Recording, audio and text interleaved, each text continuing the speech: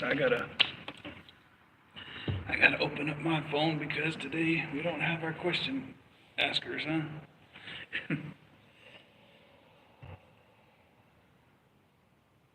Inshallah, they'll be here. Today we're all alone, man. Just me and Saif and the cat, because there was some confusion with whether or not we're going to have a class today. So Allah musta'an. All right, let me see.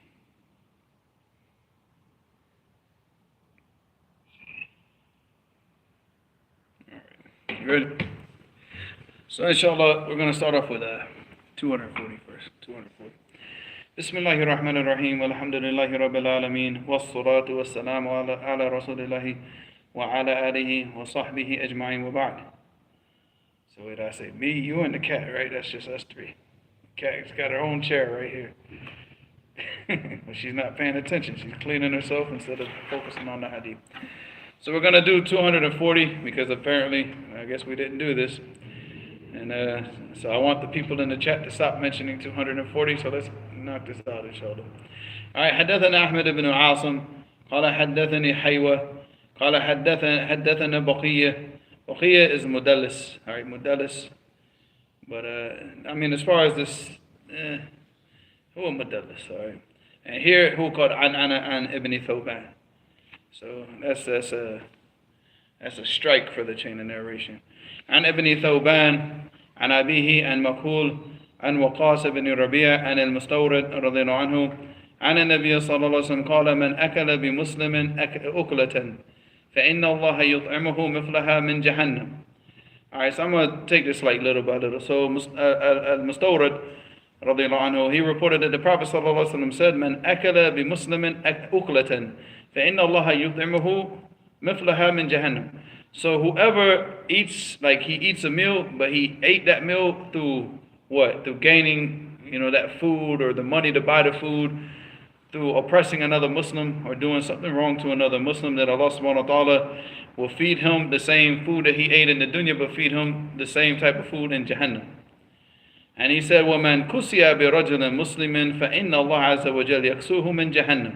And whoever is clothed, and the way that he got the clothing was through something, through oppressing another Muslim.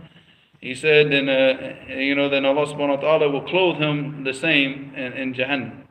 He'll give him the same type of clothing, but he'll give it to him in Jahannam. And he said, وَمَنْ قَامَ بِرَجُلٍ مُسْلِمٍ مَقَامَ رِيَاءٍ وَسُمْعَةٍ فَإِنَّ اللَّهَ يَقُومُ بِهِ مَقَامَ رِيَاءٍ وَسُمْعَةٍ يَوْمَ الْقِيَامَةِ. And here he said, and whoever stands up, stands in oppression against another Muslim, and he does it to be seen and to build his reputation, but he's doing it at the expense of another Muslim, and oppressing another Muslim and transgressing against another Muslim. He said that Allah subhanahu wa ta'ala will do this now to him on the day of judgment, because now he will show all the people his faults. Like he'll bring out all his faults on the day of judgment, so that all the people can look at him and see him for what he really is. As far as the last part of the hadith, there is a shahid for this part of the hadith. And the Prophet ﷺ said, "Man samma'a Allahu bih, wa man ra'a Allahu bih." It means that whoever does anything sum'atan. Sum'a means to be heard about, like so people talk about him and he's heard about, right? Because sum'a obviously is the people hear about you. Riya'an, they see you, they see what you're doing. So because riya'an, it comes from the word ru'ya, which is to see, and of course sam'a, and here it comes from a sama', which means to hear.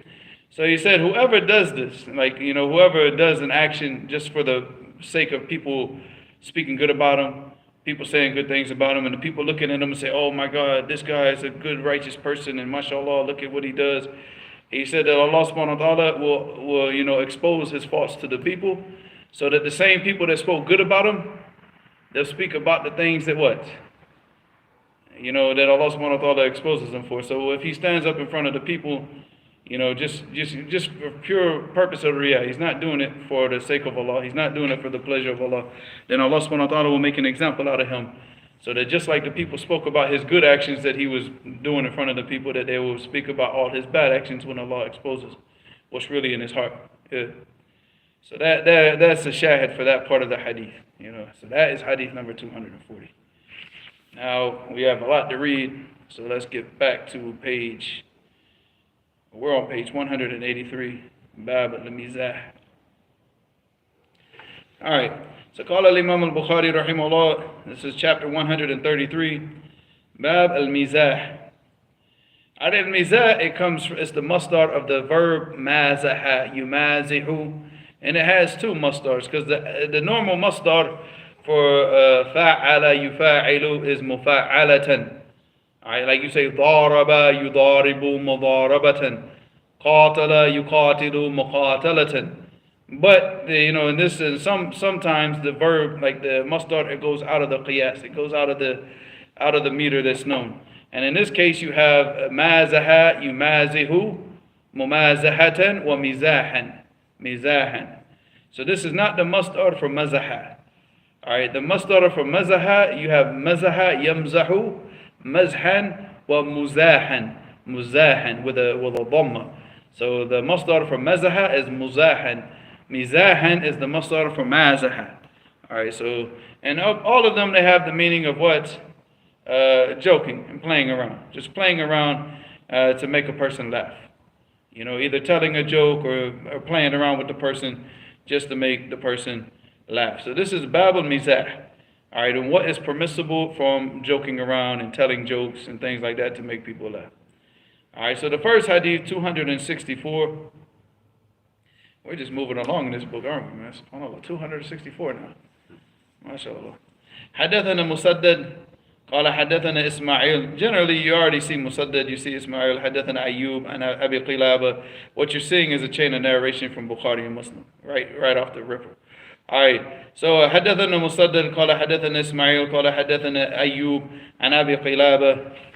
All right, عن أنس بن مالك رضي الله عنه قال أتى النبي صلى الله عليه وسلم على بعض نسائه ومعهن أم سليم فقال يا أنجشة رويدا سوقك بالقوارير.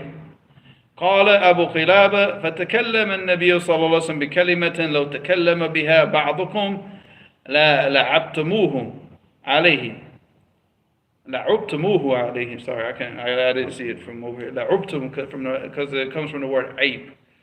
لعبتموه عليه, يعني لا قتله هذا عيب. ها؟ أو لعبتموها عليه. قوله سوقك بالقوارير. And this was the statement. So here, this is a hadith that people translate wrong so many times. So many times. All right. So Anas ibn Malik radiallahu anhu, he said that the Prophet sallallahu alaihi wasallam, he was coming to some of his women. وَمَعَهُنَّ Sulaym, and Sulaym was with them. All right, and Anjasha, he was responsible for what? Yasukul al-Ibl. He was the one that was prodding the camels to move. But he was doing it in a very strong fashion, which was causing the camels to move in a harsh manner.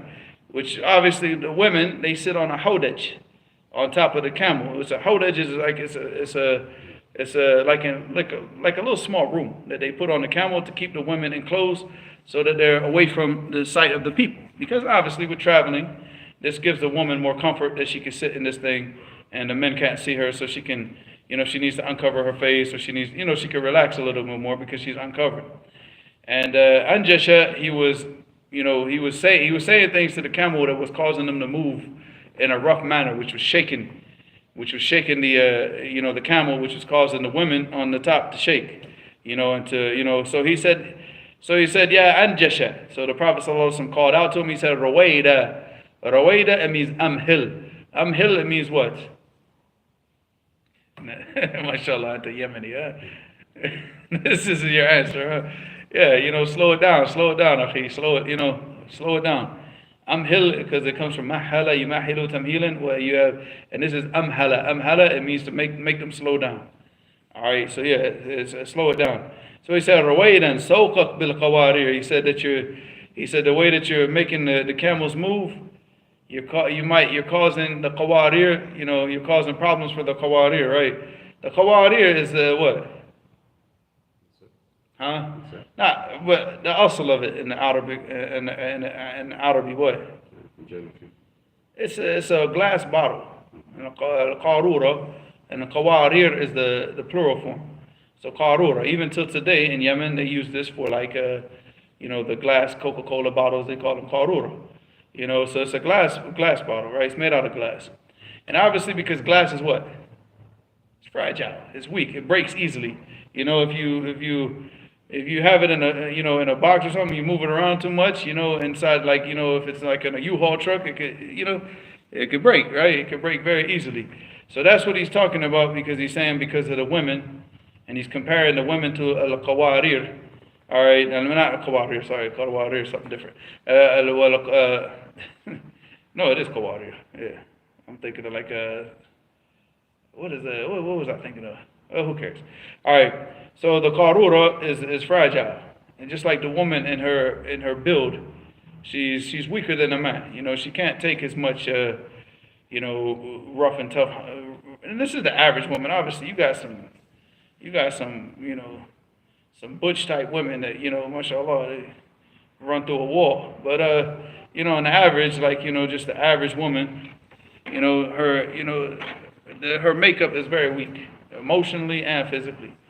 So that's why he was telling them, to slow it down and keep the camels, keep the camels calm. So because of the women, the fragile women that are on the camels, you're gonna break the women, because they're gonna be being tossed all around inside of that hodej, and so that's what he was talking about. And then here in Abu Qilaba, so this is him saying this after the hadith. He said, فَتَكَلَّمَ النَّبِيُّ صَلَّى اللَّهُ عَلَيْهِ وسلم. He said that the Prophet صلى الله عليه وسلم spoke بِكَلِمَةٍ, with a word. لَوْ تَكَلَّمْ بِهَا بَعْضُكُمْ, if one of you had spoken the same word, لَعُبْتُمُوهَا عَلَيْهِ, that you would say that, ya akhi, this word that you said is a ayb, that you wouldn't accept it from him. But the Prophet sallallahu alaihi wasallam, he mentioned, he said, what is that word? He said, قَوْلُهُ سَوْقَكْ بِالْقَوَارِيرِ. Obviously, سَوْقَكْ and يَسُوقُ, that he's driving the camels along, with the qawarir on the camels, with the females on the camels, because of him comparing the women to something that's fragile. He said if one of you were to say that same thing today, you would say that this is an ayib. But he said this is what the Prophet ﷺ said. But it goes to show you how, the times. Like even now, you could bring a hadith now and the people will probably jump down your throat. Like that hadith I mentioned in Sunan al-Tirmidhi and other than Sunan al-Tirmidhi, about the person and man ta'aza bi'aza al-jahiliyyah fa'adduhu. And this hadith is harsh. This is a rough hadith, but it's because of the maqam, because of the situation that what the Prophet ﷺ says, it reflects the stupidity and evil of what the person is doing. So he came with harsh speech because of why? Because it was a situation that required harshness. But if you were to translate this to the person today, or if you were to say this without them knowing that this is a hadith from the Prophet, they would go crazy. They were like, ya akhi, aib, aib, and then you tell them it's a hadith, so Allah musta'an. So this hadith is muttafaqun alayh. All right, muttafaqun alayh. Huh? The mazah, and yasukuk bil qawarir. Like he's joking. He said it in a joking manner. He said, slow it down. Yeah, you're right. I should have mentioned that, right? Yeah, he was telling them, slow it down, man. You're going to break the bottles, It was kind of like he said it jokingly. He wasn't saying it in a rough way to him, but he did it in a playful manner, to tell them to, slow down the camels. Yeah.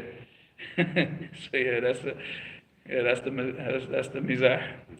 All right, so 265. حدثنا عبد الله بن صالح, and we mentioned Abdullah ibn Salih عدة مرات, that he was كاتب الليث. كاتب الليث وفيه ضعف. فيه ضعف ولكن ضعف يسير. And a lot of what you see is يتابع. And you see that a lot of the narrations that Bukhari brings from him are Hasan لغيره, as this one's going to be inshallah. حدثنا عبد الله بن صالح قال حدثني الليث قال حدثني ابن عجلان. And this is the issue here. We have two issues with this hadith. So it's not just Abdullah ibn Salih. If it was just Abdullah ibn Salih, there would be, it would be a small issue, right? But Ibn Ajlan, he all right, he narrates from his father and he narrates from Sa'id. And we spoke about this also before. Sa'id here is al-Maqburi. If he narrates from Sa'id al-Maqburi, then his hadith has ittirab. Ittirab, it means that he doesn't, like he's like changing the wording or changing, he's changing things. He can't stick with so one time he says he did this, one time he says he didn't do this, and one time he said that this person did it, and then another person he said no, that person did it. So there's like ittirab either in the metan or in the chain of narration. All right, so that's if he narrates the hadith directly from Sa'id al-Maqburi. Here he narrated the hadith from his father, but there's ikhtilaf amongst the ulama whether or not he narrated it from his father or not, because obviously they wouldn't accept it if he narrated it from Sa'id. So here he said an abihi, and there's ikhtilaf whether or not he narrated it from his father from Sa'id, or did he narrate it directly from Sa'id. So that kind of makes puts a huge dent in this chain of narration. You already got Abdullah ibn Salih, but like I said, Abdullah ibn Salih, his weakness is khafif, he's just laying the hadith. So, but this is a more major issue. All right, and Abi Hurairah radhiyallahu anhu, because he always narrates from Sa'id. If he narrates from Sa'id and Maqburi to Abi Hurairah, this is what we talked about before. Qalu ya Rasulullah. So they said, "O Messenger of Allah, innaka tada'ibuna." He said, if verily you play around with us, you joke around with us. Tada'ibuna here, it means tumazihuna. Like you play around with us and joke around. Tada'ibuna, it means to play around with the person, like playing, like physical playing around. But in a joking manner. Mazaha yumazihu is bil kalam. You're joking around with the person through kalam. But muda'aba is through what? Through actions. Like you take a child and you tickle the child, you're playing around with them, right? Making them laugh and joke around with them. Or maybe you play wrestle, you got a son and you pick him up and you slam him down, ha ha, WWE, and jump on him. But you're doing it in a playful manner. This is a muda'aba. All right. He said, "Qala inni la aqulu illa haqqan." All right. So they said that you play around with us, you joke around with us, because here what they mean is not just the physical, but the physical and the what, and through speaking, like joking around. And then the Prophet ﷺ said, he affirmed, yes, that he plays, through his speech right here. He said, "Inni la aqulu illa haqqa." He said, yes, but I don't say what? I don't say anything but the truth. That even when he's joking around, that he what? Speaks the truth. He speaks the truth. This hadith is hasanun bi shawahid, because there are shawahid for this hadith. There's shawahid, so that the hadith is like inshallah yartaqi ila rutbat al-husn. Wa alaykum assalam wa rahmatullah. Well, we got somebody else. I said we got one more student. Who's that guy walking around out there? What guy? I don't know. He has a little ID card right here. Isn't the guy with an ID card? Yeah. He just walked out. He just left I don't know, because they just put like a car here with a tow truck, so I don't know. Maybe. Huh? Yeah, I think so too. Because the brother that he came here and prayed with us, he had brought a car here with his tow truck, so with a tow truck, so that might be him. Oh. Yeah. All right, next hadith, 266. We're going to take this whole chapter today, inshallah. حدثنا صدقة قال أخبرنا معتمر عن حبيب أبي محمد حبيب بن محمد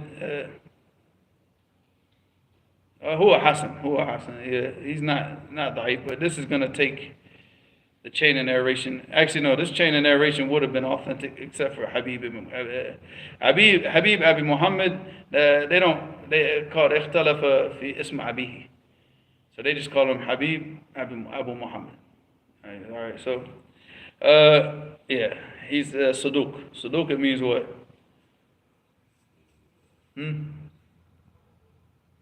Like his hadith is accepted, but it's like it's not, way up there. It's accepted, but it makes the hadith hasan.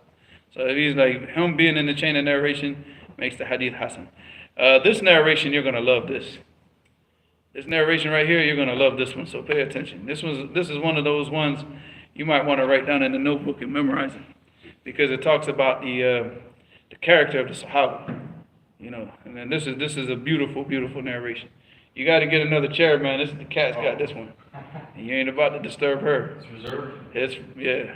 Because nobody was here. We said, put the cat here, man. She's going to study with us. So she took this chair and now she's knocked out, man. Seeking knowledge in her old age. She's seeking sleep in her old age. She's seeking the warmth of the masjid. All right, you ready for this one? All right, so حدثنا الصدقة. We're on 266. حدثنا الصدقة قال أخبرنا معتمر عن حبيب أبي محمد عن بكر بن عبد الله قال كان أصحاب النبي صلى الله عليه وسلم يتبادحون بالبطيخ بالبطيخ فإذا كانت الحقائق كانوا هم الرجال. Now, do you understand what this hadith is? Alright, يتبادحون, it means يترامون. You know, that they would joke around and they would take a watermelon or a melon and they would throw it at each other in a playful manner, like to joke around. You know, they would actually sit there and, get into like a little food fight, right? So they would actually take melon and throw it at each other in a playful manner. All right. So that it shows, like here, you see from this part of the hadith, what they had this like khifat nafs, like this. They were lighthearted with each other. They would joke, they would play around. But he said, فَإِذَا كَانَتِ الْحَقَائِقِ. But he said when the real time came, like whether it's fighting or whether it's time to be serious, كَانُوا هُمُ الرِّجَالِ. Then they were men. Like when it came time to get serious, they got serious. They would joke around and they would throw food at each other and be playful with each other. But when it came time to get serious, they were men. They stood up like men, and they stood together like men. Just like Allah subhanahu wa ta'ala, He mentioned about the people yuqatiluna ish. He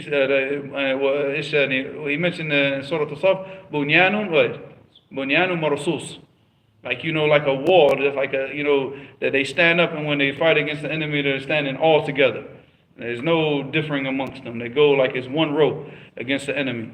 So, and it's not just for fighting. This is for any affairs. Whenever the times for seriousness came up, when it came time for worship, when it came time for salat, when it came time for whatever, they stood up like men and they carried out their duties in a serious manner. But other than that, if it's, if they've gotten their obligations done, they were amongst each other, they would joke around with each other. They had this lightheartedness, they weren't just sitting there, like a lot of people, they seem to think like, you have to be serious, like 24 hours a day. And that you see, like Bukhari, that's why he put this chapter in Adab and Mufrad to show that this is a part of manners. That this is good manner, as long as it's not done, what? We're going to go over the conditions, inshallah, as far as the conditions of joking. But especially if it's not done, it's not exaggerated and it's not done a lot. You're just like constantly just joking all the time, because that will make you foolish, But you got time where you got to be serious, and you got time where you can, chill and relax and joke around with people. And you can't be that one person like, no, we got to be serious all the time. Nah, come on, Wallah, you got brothers like that, man, and they don't last long. They don't last long, and that's why the Prophet sallallahu alaihi wasallam you mentioned about. He said, "Inna hadha din yusr, wa la yashad ad-din illa ghalaba." So he said that this deen has been made easy for you, and nobody is going to go to these extremes and severity in this religion except for that the deen will overpower them. It's going to wash them out, because you can't keep up there, akhi. You got to relax, You have to, there's got to be time where you just like, hey man, we're brothers. How do we protect the brotherhood? By being serious with each other all the time? No, we joke around with each other. They used to wrestle with each other. They used to tell stories from the Jahiliyyah. They used to recite poetry to each other. And all these different things. In the masjid, in front of the Prophet sallallahu alaihi wasallam. But they didn't do this, but when it came time to be serious, they stood up and they took what? There was no more joking. There's no joking when it came time to be serious. When it came time to stand up against the enemy, they weren't like, let's go do this, No, they were serious. They took everything serious. When it was time to be serious, they did it. That's why he said, Kanu humul rijal, that they were men at that time. Because obviously, why did he say Kanu humul rijal? Because the men, they take serious matters serious. They don't take them as a joke. They lose sleep over these matters. Whereas a woman, she'll kind of like, her emotions get involved. And like I said, it's not all women. They're just talking about, for jumla, like the majority. Women, they're just not very serious, when it comes to these affairs. They're going to look at the man, like, what are you going to do? What are you going to do? So the man has to be the one that, like, take the reins, and when it's time to act, he's got to act. When it's time to be serious, you gotta be serious. And he can't be joking. Alright. It's a beautiful narration, and this narration is Hasan. Alright. Hadith number 267. حدثنا بشر ibn Muhammad al-Marwazi. Who's coming after this? Bishr ibn Muhammad al-Marwazi. Always after Bishr ibn Muhammad al-Marwazi. Who does he narrate from the most? Come on, you read about him in Sifat al-Safwa. Come on. I gave you Sifat al-Safwa because you couldn't answer this question. Now you're going to have to read it again. You're going to have to read it again. Abdullah. Huh? Oh. I mean, you should know it because of what you read in Sifat al-Safwa al-Marwazi. So he said, حدثنا بشر ابن محمد المروزي قال أخبرنا عبد الله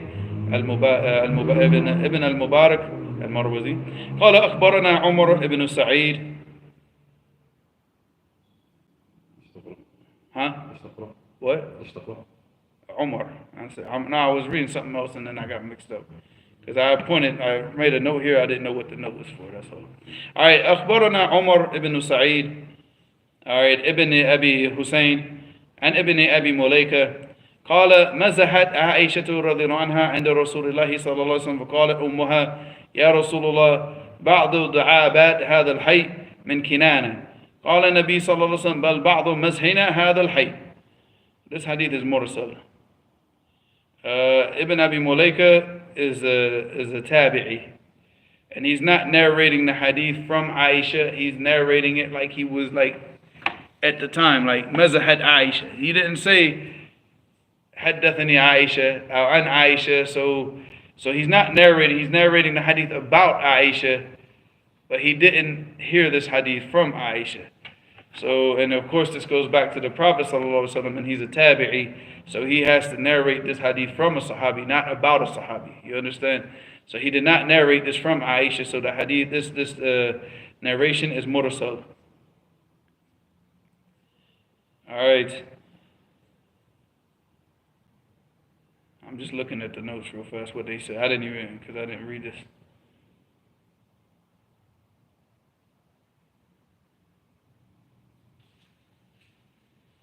They said the same thing. Abdullah ibn Ubaydullah ibn Abi Mulaika من التابعين ولم يحضر القصة إلا أن يكون أخرج ابن أبي عاصم في الأحاد ومثاني من طريق ابن المبارك مرسل.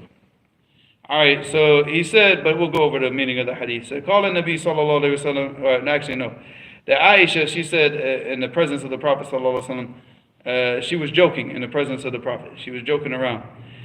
Telling a joke, and then her mother said, "Ya Rasulullah, O Messenger of Allah, بعض الدعابات هذا الحي من كنانة." She said some of the jokes and the manners of joking that we have in this tribe, al-hay, because we talked about this before. The Arabs, they use the word hay now from min هذه القبيلة, from this tribe. So she said that some of the manners of joking around we got it from what? From Kinana, from another tribe. That we learned this from this tribe over there. This is what she's saying. قال النبي صلى الله عليه وسلم, and the Prophet صلى الله عليه وسلم said, بل بعض مزهنا هذا الحي. And he said, even some of the way of our manners of joking also come from the same tribe, which is Kinana. So it's just saying that that they learned this manner. But like I said, this hadith is not authentic. According to the Muhakkak here, it's sahih, but it's mursal. So, قال الشيخ الألباني, and he mentioned this here, which is kind of amazing because here in this tahqiq, that if you look at the bottom, it says isnaduhu sahih. Alright, but then it goes, if you go down to the very bottom, it says قال الشيخ الألباني ضعيف and ضعيف الإسناد ابن أبي مليكة تابعي فهو مرسل. So yeah, it's weak. This hadith is ضعيف. Alright, last hadith for this chapter. Then we go to questions and Sharia. I got to do the questions today. So Allah musta'an. And I have not been paying attention to anything that's been going on over here. Some people have been, of course, Hamid got the answer right about the Marwazi question. Alright.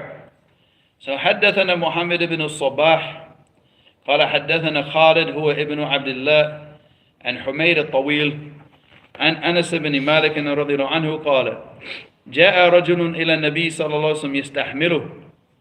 All right, so he said, Anas ibn Malik, he said, a man came to the Prophet sallallahu alaihi wasallam, yastahmilu. Yastahmiluhu, it means that he was asking for an animal to ride on to go into battle, because he didn't have an animal to ride on to go into battle, so he went to the Prophet sallallahu alaihi wasallam to get one, so he could participate in the fighting. So he said, yastahmilu. فقال أنا حاملك على ولد الناقة. So the Prophet ﷺ said, I'm gonna give you the baby, the child of a naqa, the child of the female camel, so you can ride on that, you know. And he said, Qala ya Rasulullah, wa ma asna'u bi walad al-naqa? What am I gonna do with a baby camel? You know, because he understood that he's gonna give him like a newborn camel, and he's gonna ride on that into battle. You know, this camel can't even stand up, right? You see how he's standing up on his leg. What am I gonna do with that? So, you know, again, this is Bab what? Mizah. So you got to focus. He said, I'm going to give you the child of but he didn't say the newborn. That's what he understood. He was joking with him. He said, I'm going to give you the child of a female camel. All right. And then he said, فَقَالَ رَسُولُ اللَّهِ صَلَّى اللَّهُ عَلَيْهِ وَسَلَّمَ وَهَلْ تَلَدَ الْإِبِلْ إِلَّا نُوقٍ. He said, does the ibil, does it give birth to anything except for a female camel? You know, he's saying, I'm going to give you a full-grown female camel. But he said, I'm going to give you the child of another female camel. So what did he understand? Yeah, he's going to go into battle on this little shaky newborn camel whose legs are like this big. He can't even stand up properly. He's still drinking milk from his mother, you know. But he said, no, he said, all of the camels, they're children of another camel, right? So he said, no, he's giving them a whole complete camel. So this narration is authentic. This is authentic, and it goes to you see that this is the behavior of the Prophet sallallahu alaihi wasallam with his companions. You know, there's a time to be serious, and there's a time to joke around. Wait, hold on, because I forgot one thing. You know, because I mentioned that I said but it's like we talked about the conditions, right? So I mean, as long as the conditions are fulfilled as far as the joking. All right, and I don't know if I can even read what I wrote, because I wrote like this small. All right, so one of the conditions about the joking around is, number one, it cannot be any type of istihza, joking or belittling the deen. Belittling, any type of joking or belittling the religion. You know, Allah subhanahu wa ta'ala said in the Quran, وَلَئِنْ سَأَلْتُهُمْ لَيَقُولُونَ إِنَّمَا كُنَّا نَخُوضُ وَنَلْعَبُ.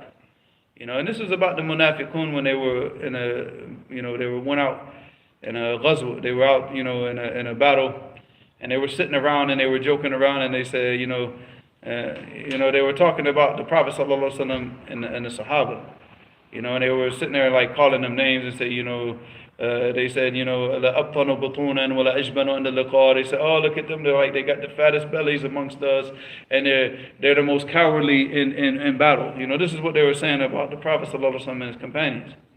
And then one of the Sahaba was in the presence. He heard this, and he ran to the Prophet and told him, and this ayat was already sent down.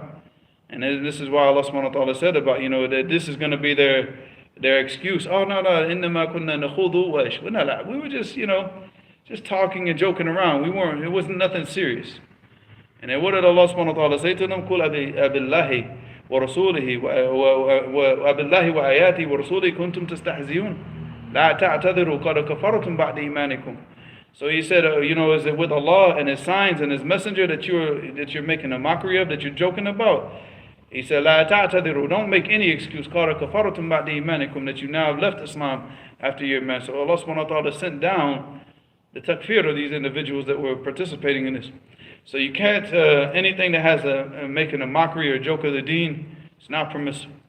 And it could take, depending on what the person is doing, it could take the person out of Islam. Out of Islam. If he has the intentions of belittling, saying this in a belittling manner. Another condition is وَلَا يَكُونْ فِيهِ سُخْرِيَّةٌ, for a person, that you can't make a mockery of another Muslim. You joke with a Muslim, but you don't make a mockery of him. And like, ha ha, look how stupid this person is. Or look how, and you're making a mockery of him. This is not permissible. You could joke with another Muslim in a way, like for example, if you make a mistake, we might say, hey, you might want to go study math or something like that. But we're not going to sit here. We're doing it in a what? They're not putting me down. Yeah, just like, yeah. Not making me feel bad. Yeah, but I mean, if you make a mockery of a person, like you really, you're doing it with the purpose of what? Yeah, you want them to feel shamed, and you want the people to laugh at him, and this is not permissible. This is not joking. This is not joking. This is like sukhriya, and this is a whole other thing. Another condition is what? And yakun haqqan, that it has to be the truth. You cannot joke with a lie. It's not permissible. A Muslim does not lie, whether he's serious or whether he's joking. A Muslim does not tell a lie, ever. All right. The next thing is what? وَلَا يَكُونْ فِيهِ تَرَوِيعٌ. And we spoke about this. That you can't joke around in a way that you cause, that you bring fright to another Muslim. Like the way that the people do the pranks and everything. We just took this hadith recently. All right. And the last thing is that وَلَا يَكُونْ فِيهِ إِكْثَارٌ. Like you don't do it a lot. You joke every once in a while, but if you're constantly joking all the time, people aren't going to take you serious. You're going to become like a comedian, and the people are not going to take you serious. You become entertainment now. You're not becoming, now when you try to teach the people, you try to talk to them, they're not going to take you seriously. So like I said, there's a time for this, there's a time for that. You don't joke all the time, but you can't be serious all the time. If you're serious all the time, you're going to chase the people away from you. If you joke all the time, you're going to chase the people away from you because they're going to get bored. Like, man, we don't benefit anything, but this guy's just a joker. He's an entertainer. And then they're going to leave you. So any of those conditions, they have to be met as far as like joking. Inshallah.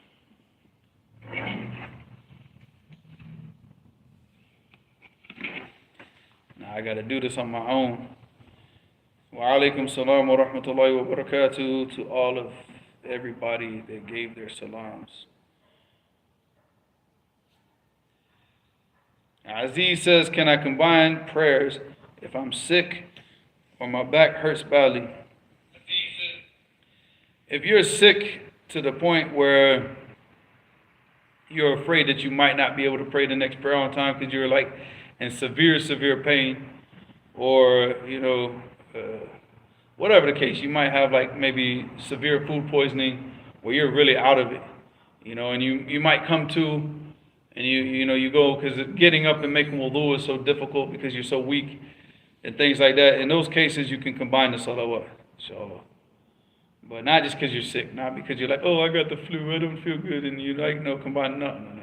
It's because there's fear.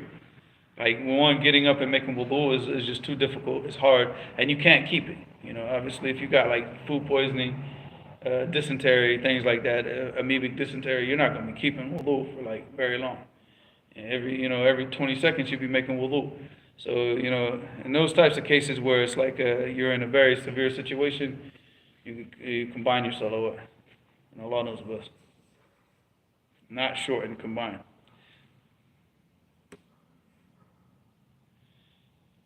Says, striving slave, wa alaikum salam. Can we combine intention for a dhuhr prayer and qiyam or tahajjud? How would you combine the two together? I'm not sure what you're talking about. Dhuhr prayer is sunnah. By the time that the dhuhr prayer comes in, then there's no... If you're talking about the makeup of qiyam al-layl, the makeup for qiyam al-layl has to be done in the morning. If you didn't pray it at night, because like you say that it's customary for you to pray it at night, you can make it up after Fajr once the sun comes up. But you have to pray an even number. So if you normally pray 11 raka'at at night, which you follow the sunnah, then you pray 12. You pray 12 during the day to make up for what you missed at night. But that's only for the people that have a custom of doing that. But once dhuhr comes in, I mean, that's it. It's over. All right.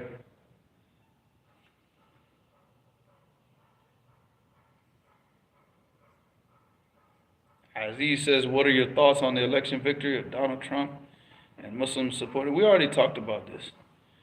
And any Muslim that supports a kafir, he needs to go back and study his religion all over again. We don't support any kuffar in anything. These kuffar don't care about us, and we also do not care about them. They're not doing nothing for us. They're not trying to improve the Muslim community. And why should we expect them to? We don't look at these kuffar politicians for help. We put our trust in Allah and we work together. We work together to do the things that we know that we need to do. We don't rely on these people for anything. And we shouldn't, but the problem is the Muslims today, they do. And every time that you rely on these politicians for something, guess what happens? You get used up, abused, and what? And tossed to the side. They don't care about you. So as far as supporting any of these kuffar, no matter who he is. And Donald Trump, when his last term was up, I think he was trying to ban the travel ban on Muslims. I agree with that. I wish he would have kept the travel ban in place. Yeah, kick us all out and send us back to Muslim countries. Yeah, that's where we need to be anyway. We don't need to be here. I'd be happy to get a free plane ticket up out of here and going back to a Muslim country. Give it to me. I'd be happy. That's one of his few policies I agreed with. Because the majority of Muslims are coming to this country, they're not coming here to spread Islam, they're coming here to corrupt themselves. No, stay in your own country. It's better for you. It's better for your children. Yeah, hold up. All right, MA says, instead, a lot of brothers say don't say anything about the Sa'afiqah because they teach the correct Aqeedah and Tawheed. Is it upon us to let brothers that are new to Salafiyah know about the Sa'afiqah? I mean, listen, man, people that are new to Islam, busy them with learning the correct Tawheed, learning Tawheed, learning the correct Aqeedah. Don't busy them with all these differences amongst the people. This person can't even speak Arabic, can't even understand Surah Al-Fatiha, hasn't studied Surah Al-Adha. What does he need to be busy with all this stuff? Because you start to get these brothers all scared and looking out like, oh, I think he's one of them. Nah, man, listen. Nobody who just became Muslim should be busy with these type of things. Busy yourself with learning your deen and learning how to worship Allah subhanahu wa ta'ala correctly. That's what he should stay busy with. He should not be busy with this, and we shouldn't busy with them. We should not busy them with this stuff. Busy them with knowledge, Aziz basically said the same thing. All right, how does Sa'afiq or fitna between the sheikh and general benefit? It doesn't benefit the people in America because most of these people that these issues are going between, they don't even know who these people are in America. So why will we bring this stuff to them? Teach the people the correct religion. We have to deal with the issues that we have to deal with here. The groups and the people that are calling to bid'ah and inhiraf here. That's what we need to deal with. The ulama, they're dealing with those issues overseas. Khalas. Let them deal with them.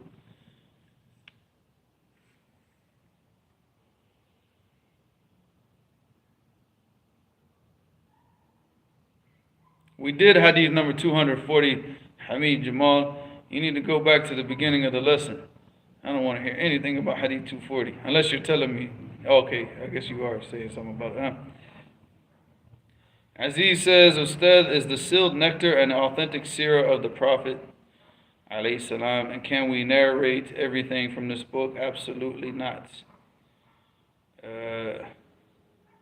In fact, I don't remember him ever bringing evidence for a lot of the stuff that's in the book for anything. So, if you want authentic, as far as authentic seerah, Sahih Bukhari, Sahih Muslim, books of Hadith. If you want an actual seerah that you could read, but it's not really made for the point of being a seerah, and you have the Arabic language, then read Zad al-Ma'ad. Zad al-Ma'ad is probably the best book for that, because it's all based on adillah. But a lot of these stories, we don't tell stories. We don't just make up stories. Even anything that the person says about the events of the life of the Prophet sallallahu alaihi wasallam, he needs to have a chain of narration with that. It has to be authentic. You just can't make things up. And it's not. We don't make up storybooks. So.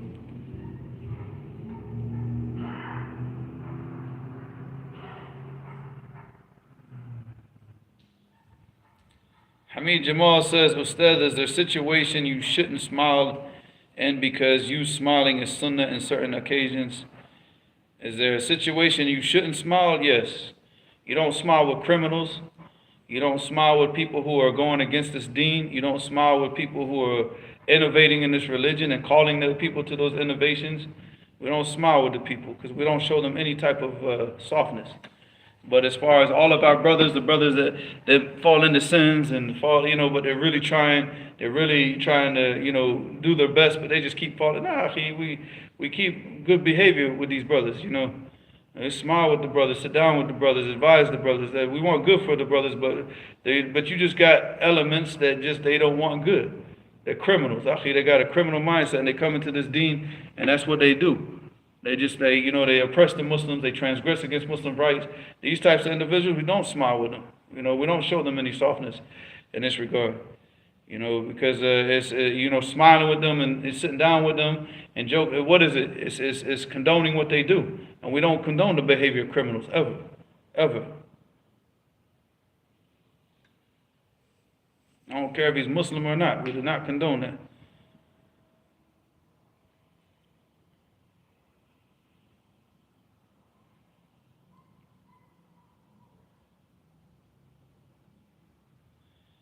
Aziz said, Ustad, what are your thoughts on some Muslim brothers looking up to or having profile pictures of disbeliever athletes, celebrities? It's not permissible. It's not permissible for you to put a picture up on any of your profiles, period. It's a surah, and it's a picture. But then especially like that, you're doing ta'zeem of the kuffar. Why would you put a picture of a kafir, some athlete up, and you're a Muslim? You're supposed to be Tawheed, about Tawheed. And you know that this is how shirk started. If you study Kitab Tawheed, if you understood the basics of Tawheed, you understand that shirk started amongst the Ummahs, with what? With pictures. They carved out pictures of the righteous people that died before, so because Shaitan had convinced them that what? If you look at these pictures, these carvings that you did, what?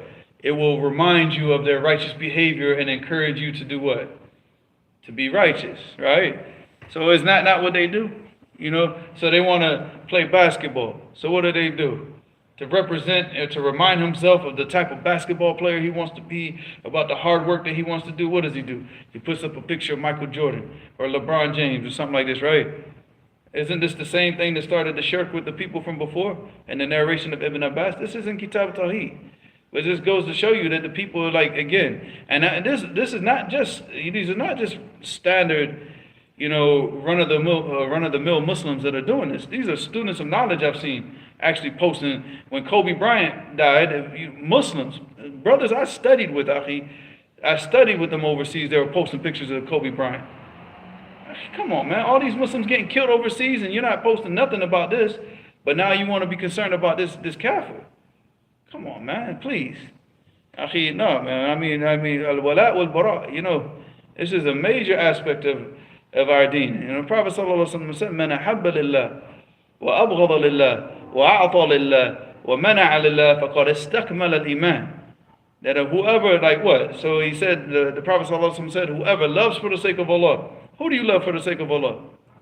The believers, the practicing, the people who are trying to obey Allah subhanahu wa ta'ala. You love obedience to Allah. And you love anybody who is trying to be obedient to Allah. So your love is for that, for the believers, for the obedient people. Not because somebody entertains you. Not because somebody can score 50, 60 points in a game. Who cares about that? Is that going to benefit him on the day of judgment? Because he scored 60 points, 80 points or whatever in a game, is that going to benefit him anything? No, he's still going to be from the people of the hellfire. Regardless. However much he entertained the people, he's still going to hell. So, khalas, how are you going to sit here and do ta'zeem of this kafir? But then when all your Muslim brothers are dying, you got nothing to say about it. Brothers were getting killed in Damascus, you got nothing to say about it. But in the Rafidah killing all these brothers that we were close to, nothing to say about it. Crickets, But now this kafir dies and you want to become all emotional and cry and post. Nah, we don't do that. So he said, man, ahabba lillah, whoever loves for the sake of Allah, wa abghada lillah, and hates for the sake of Allah. What do you hate? Disobedience to Allah. And you hate the people of disobedience, the people that this is what they want, this is what they go after. Even though you advise them that they still continue just to want to go in the path of disobedience. Whether that disobedience is from the major sins, whether that disobedience is in the minor sins, or the person continuously doing these minor sins and not giving up, or that disobedience is bid'ah, shirk, or anything. We have hatred for sins. We have hatred for any type of disobedience for Allah. To Allah, sorry. You understand? So, I mean, that's the hatred for the sake of Allah. And he said, وَمَنْ أَعْطَى لِلَّهِ, and whoever gives for the sake of Allah. What is given for the sake of Allah? That when you give your money, you give it in obedience to Allah, and you give it to promote the deen. You're not just giving your money away just to fulfill your desires and enjoy yourself, but you're giving for the sake of Allah.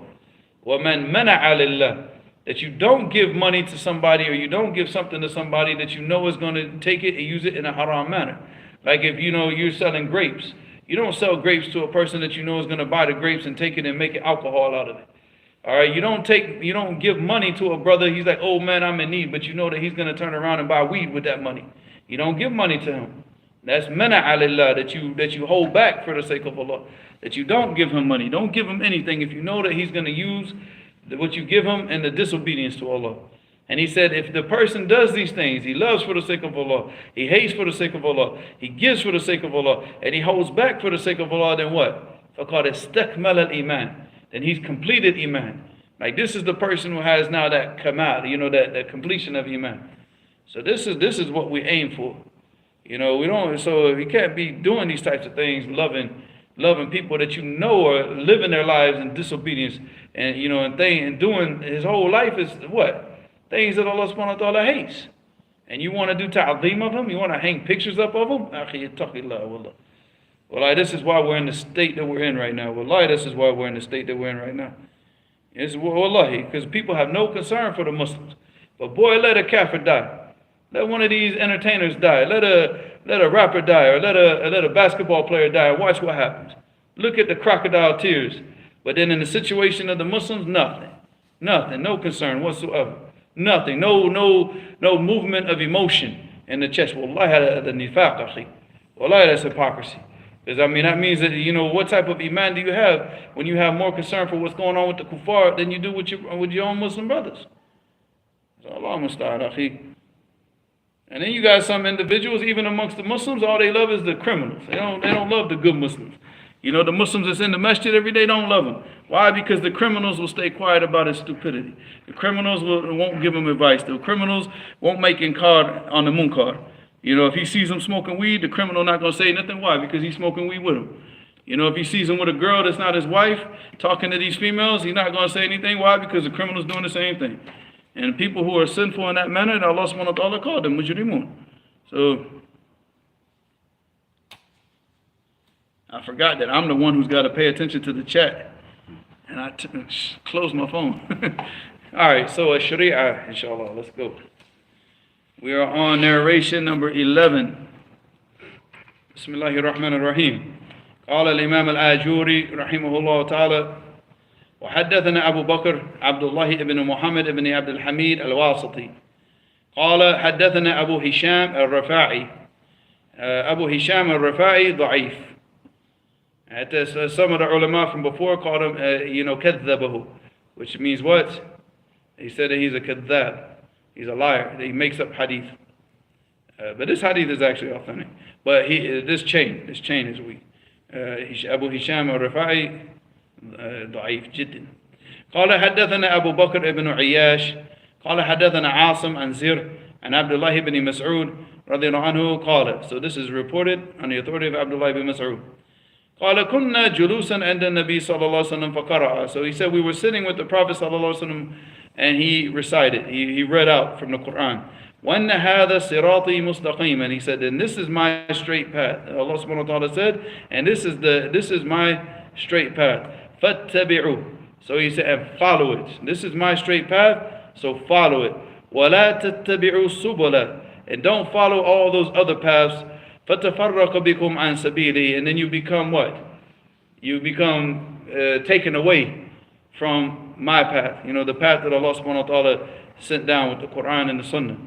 So he said, فَخَطَّ. This is the Prophet sallallahu alaihi wasallam. فَخَطَّ خَطًّا. So the Prophet, he drew a line, one straight line. فَقَالَ هَذَا الصِّرَاط. He said, this is the sirat. This is the path to Allah. This is the path to this deen. One sirat, right? There's one path. There's no second path, third path. The only path to get to Jannah is what? One. It's following the Quran and the Sunnah, right? He said, ثُمَّ خَطَّ حَوْلَهُ خُطَطًا. All right, خُطَطًا. All right, he said, and then he drew what? Next to it, what? Divergent lines. Yeah, different.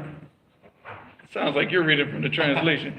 He drew lines going off from this main sirat, right? فَقَالَ وَهَذِهِ السُّبُلُ. And he said, and these are all the other paths, right? فَمَا مِنْهَا سَبِيلٌ إِلَّا وَعَلَيْهِ شَيْطَانٌ يَدْعُو إِلَيْهِ. And he said, and there's not a path from amongst these paths that branch off from the sirat, except for there's a devil, there's a shaitan calling to that path. There's a da'i. There's a da'i calling the people, hey, come. Come follow this. This is the right path. But it's all about the path of desires and opinions. But it's not the path that Allah subhanahu wa ta'ala sent down to the Prophet sallallahu alaihi wasallam. You going to call the adhan?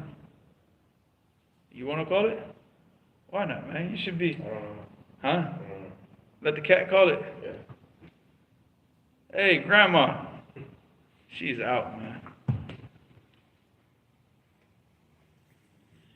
Like I said, this chain of narration is not authentic, but the hadith itself is.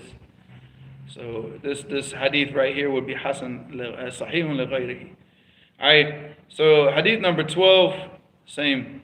وحدثنا ابن عبد الحميد أيضا قال حدثنا زهير بن محمد المروزي قال حدثنا سليمان بن جرير قال حدثنا حماد بن زيد عن عاصم بن بهدلة. عاصم بن بهدلة is the same as Asim here. The Asim that was mentioned in the previous hadith, he is Asim ibn Abi Najud. Asim ibn Abi Najud is from the Imma. He's from the Muhaddithin, he's from the people of Hadith, but he's also from the Imams of Al-Qira'ah, from the Quran. So the Qira'ah that we read is Hafs and Asim. Hafs and Asim, because Hafs was a student of Asim. This is the Asim, that this Qira'ah, this Quran, this Mus'haf that we read in, this is the narration. The chain of narration, it goes from Hafs to Asim. And this is Asim right here. Hafs ibn Abi Najud, and you also say Asim ibn Bahdala, same person. Alright. So he says, where did I go? And Asim ibn Bahdala, and Abi Wa'il, and Abdullah ibn Mas'ud, radiallahu anhu, قال خط رسول الله صلى الله عليه وسلم يوما خطا. So Abdullah ibn Mas'ud, also the narrator of this hadith, he said that of this different chain of narration, he said that the Messenger of Allah sallallahu alaihi wasallam drew a line, one straight line. وقال هذا سبيل الله مستقيما. This is the path of Allah, the mustaqima, the straight path of Allah. He said ثم خط خطوطا. Then he drew other lines, and يمين الخط, on the right side of the line, ويساره, and the left side of the khat, of the line. وقال هذه سبل. He said these are the other paths. على كل سبيل منها شيطان يدعو إليه. And he said at the head of every one of these paths, off to the right and off to the left, or what, is a shaitan that's calling to that path. ثم تلا, and then he recited وأن هذا صراطي مستقيما فاتبعوا ولا تتبعوا السبل فتفرق بكم عن سبيله ذلكم وصاكم به لعلكم تتقون. So the same ayah, he said, and this is my path, this is my straight path, فاتبعوا, and what? So follow it. ولا تتبعوا السبل, and don't follow all these other paths, the ones with the shaitan at the head of each one.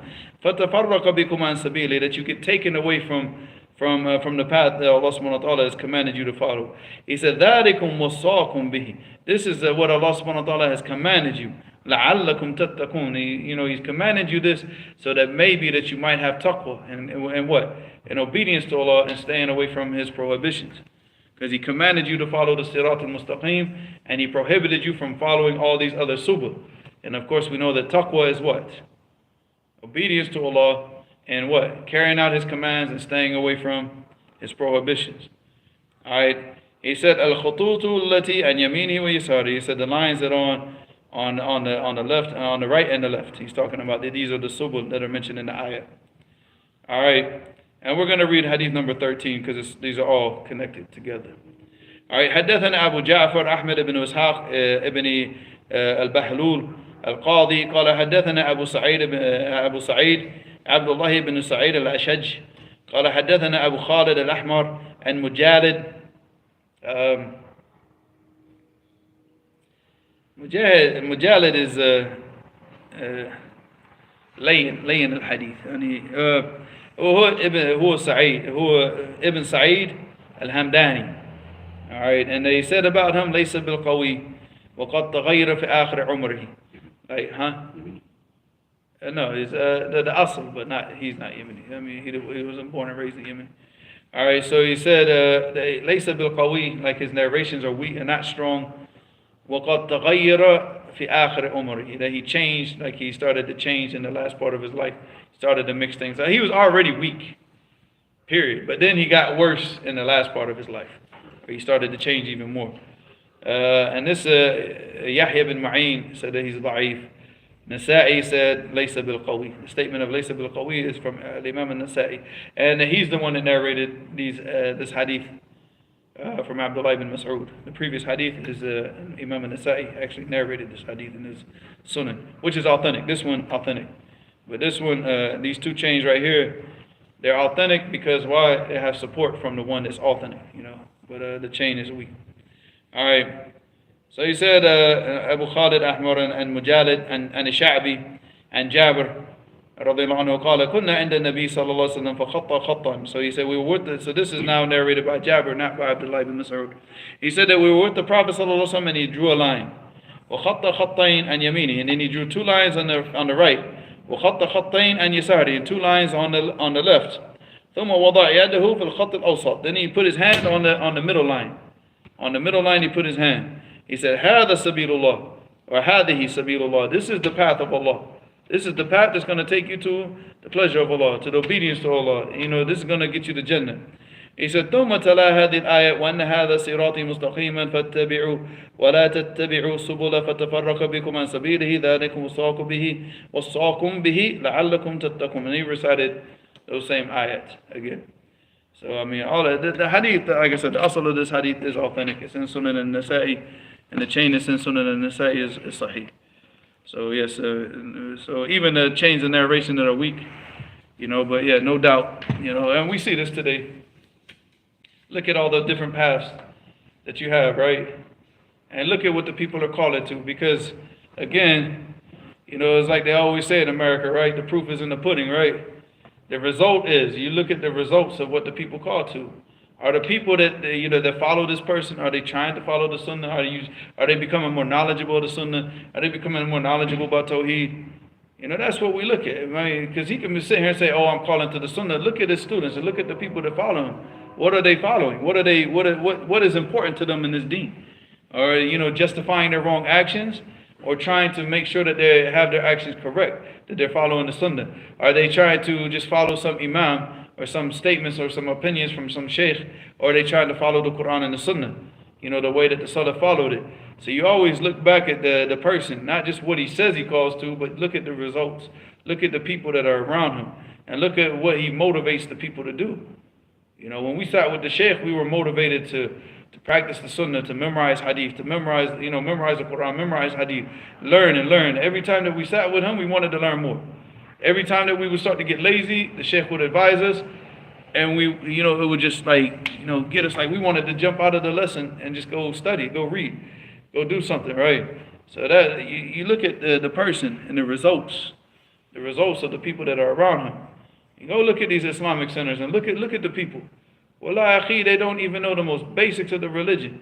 But you go and tell them that you guys are calling the people away from the Sunnah. They say, what are they going to say? No, brother, we call to the Sunnah. Yeah, you do. Then why do the people that are around you hate it? Why don't they want to practice it? You're not developing love for the Sunnah and the people. You got all the people with shaving beards and musbil. They don't even know the most basic things of Tawheed. They pray in 2 seconds. All of these types of things. You're not doing the Sunnah. You're not practicing it. So how are you going to build love for the people for something that you're not even doing yourself, and you're not calling the people to it, nor are you teaching it? So when we talk about following the Sunnah and calling the people to the Sunnah, we look at the results. We look at the person and look at the results and look at the people around him and look at what, go over to these different masajid around Fresno and look at the results. You see it, right? What results have you seen? You see the results of people calling to the Sunnah?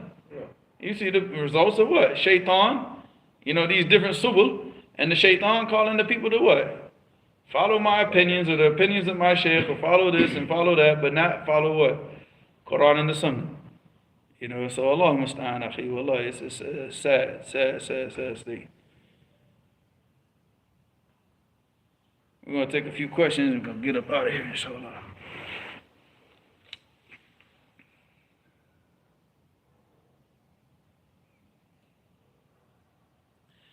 Muhammad said, is Yemen the best place to go for a hadith? In our time, yes. In our time, yes. Maybe 10 years from now, 20 years from now, maybe it'll be a different place. But right now, in our time, no doubt. No doubt. Yemen is not a place just where you go and study hadith. Yemen is a place where the people come together to study hadith. And I'm not saying all of Yemen. I'm talking about the people of khair, the people of sunnah. You know, I'm talking about the people of hadith in Yemen, Ahlul Hadith in Yemen. So I'm not talking about the Sufis. I'm definitely not talking about the Rafidis. They gather together to try to destroy the sunnah. But Yemen has always been a place of, you know, going all the way back to Sheikh Muqbil, rahimahullah. He was not a person who just, you know, memorized hadith and taught hadith, but he practiced it and he wanted it put in practice. So we prayed with our shoes on in the masjid. Whenever we came across a hadith, the sheikh did it. You know, whatever we could do, when we studied in Bukhari, we studied in Muslim, whatever we could do and the sheikh could do, we did it. We did it. We read the hadith and we saw it. We watched it. Obviously, there's certain things that you can't do in Damaj. You can't make Hajj in Damaj. And, you know, in the earlier days, there was no fighting going on. So when we were reading like the Ahkam of Jihad, we didn't, you know, and this was like way back when I was in Damaj, and that fighting didn't start until later on. So you're not getting to practice that, but you got to practice everything else. You know, all the ahkam of salat, all the ahkam of selling. You know, we used to go and we used to, you know, critique the people even selling of what we were learning from, you know, from what we were studying in Bukhari and Muslim and everything. So we practiced. It was about practice. It wasn't just about just memorizing a lot of information, but it was about putting it into practice, So every Friday, like I said, you know, Friday after Fajr, Friday for Fajr, you know, what are you going to hear? What do we pray every Friday for Fajr? Surah al-Sajdah, no, not for the Jumu'ah, for the Fajr. Surah al-Sajdah, Surah al-Insan.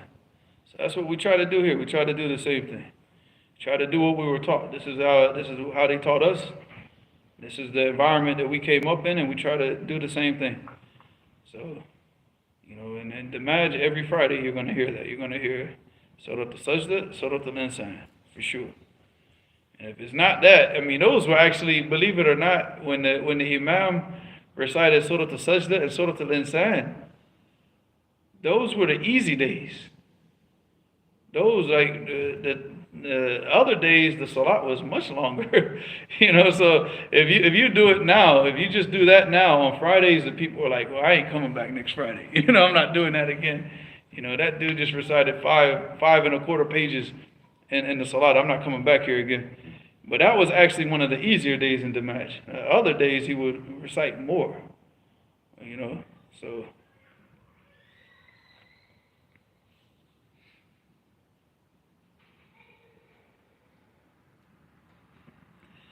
Striving Slave asked a very good question. Ustad, how do we balance hatred for sins and loving for your Muslim brothers who are sinning? You know, it's simple. A Muslim, he has Iman, and he has what? We're talking about a disobedient Muslim. We're talking about a sinful Muslim. All right, he's going to have Iman, obviously, and he's going to have what? Sin. And he might be falling into major sins. He might be smoking weed. He might even be, you know, falling into things with women, fornication and everything. And these actions, as long as he does not make them halal, does not take him out of Islam. If he makes these actions halal, then he's gone. He's not even our Muslim brother. But as long as he's doing these sins and he's falling in these sins and he knows he's wrong, he knows these sins are haram, he doesn't try to make them halal. So we love the brother for the amount of Iman that he has in him, right? For the amount of Iman he has. But we hate him for the what? For the amount of disobedience. So we advise him And if we know that he's continuously doing these types of things, we want good for him. You know, we want him to like accept the nasiha. So you can't stop giving him advice, but you don't sit with him and you don't hang out with him. If you know that he's a person of these types of sins, because the people will start to think that you're what? Someone who does it too. Yeah, exactly. Because you're hanging out with somebody who's known for fornication, known for smoking weed, known for doing these types of things. Then you start to get the affiliation, you know, because that's the thing. الرجل على دين خليله فلينظر أحدكم من يخالل. The hadith in Abi Hurairah رضي الله عنه, where the Prophet ﷺ said that a man is on the religion of his closest companion. فلينظر أحدكم من يخالل. So each person should look and pay attention to who he takes as a close companion. Because whoever you take as a close companion, that's who the people are going to associate with you. You go to another masjid, I'm not going to mention this masjid's name, but it's close to Hamza's apartment. All right? You go to this masjid with Hamza, what are the people now going to think about you? If I go to the masjid to Hamza, Yeah. then Extreme. And because these are the things that they say about him. They associate you, they're going to associate you with what? With him, because now because that's how they view him, because he's trying to practice the sunnah, and these people hate the sunnah, so they got to start making up these names and saying, oh, he's extreme, oh, he's doing this, oh, he's, you know, so Allah musta'an. But this is what happens. But in the same regards, if the person's sinful and the people know that this person is known for being around these sins, and you're hanging around a person like this, you know, you're together with him, then khalas, and you're going to be associated with his sins. Either one, the people will start to think, well, why is he hanging out with him? What's he doing with him? The people are going to lose trust in you. Or two, at the very least, you could become a person who just condones those things. Oh, these aren't important. No, they're very important. These sins have caused the destruction of mankind before. The destruction of people is because of the sins. This is not a joke, akhi. We don't sit here, and like I said, we don't sit around with criminals and sinful people and condone these types of things. We sit with them to advise them. And if they don't want to leave off those sins, we still advise them, but we don't, they're not like buddy with us. Like, come on, let's hang out and let's be best friends. You didn't see the Sahaba running around hanging out with people that were known for drinking alcohol, known for doing these types of things and fornicating and music and all this type of stuff. You didn't see them hanging out with these people. Yeah, they'd advise them. And when they got brought to the Prophet, they got punished. They got punished. They didn't like, oh, well, this is Fulan, you know, we got to let him go. No, they got punished. They got the hudud carried out on them. So this is like, like the mindset of a lot of people. Because again, like I said, the mindset of the majority of people is what? It's criminal mentality, and criminals love criminals. Now, a righteous person wants to be in the company of the righteous. That doesn't mean, and we want our brothers to be righteous. We want them to do what's right. But they're not going to do it, but we advise them. But if they're not going to do it, then we don't hang around. We're not going to be buddy. We're not going to go sit up in the house with you while you smoke weed, or while you watch your movies, or while you're listening to your music. We're not going to sit in the house with you and to call this like, oh, I'm giving them advice, or I'm just maintaining family ties. No, this is batil. This is batil. You know, you are, what you're doing is you're participating in that sin, and those are the people that you're going to be raised up with on the day of judgment. So you make sure that the people that you surround yourself with, when you look to your right and look into your left and you see the people that are around you, make sure that these are the people that you want to be raised up with. Because that's your company. Those are the people that you want to be with. Those are the people you're going to be raised up with. You want to be raised up with losers. You know, people that want to make every excuse in the world. Wallahi, they have no energy when it comes to this deen. They all did, but boy, let them run around. They'll go around trying to find a bag of weed for 3 hours. You know, just trying to find weed or find some drugs or find a girl or find something, anything that's sin with Allah, sinful to Allah, they have all the energy for it. And we don't defend people like this. We leave them with, we give them advice. That's the lifestyle that you want to live. Live it over there. But we're not close friends. We're not going to be buddy. And with this, al-akhilla, and this is not going to be my khalil, my close, intimate companion. No, never. The people that should be close to you are the people of taqwa. Those are the people you keep around you in your inner circle. You keep all those people, they're like out on the fringes. These are Muslims, you give them the rights as a Muslim, but that's it. And you want good for them, so you bring them to the masjid. Hey man, come to the masjid, get them in the masjid. And hang out with them in the masjid, but don't hang out with them in his environment, ever. It's not permissible.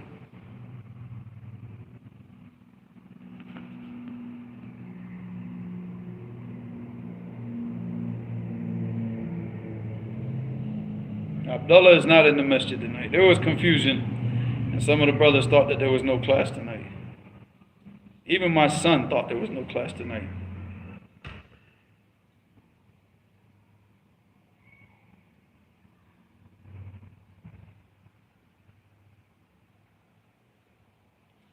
It's not permissible to throw food and waste food.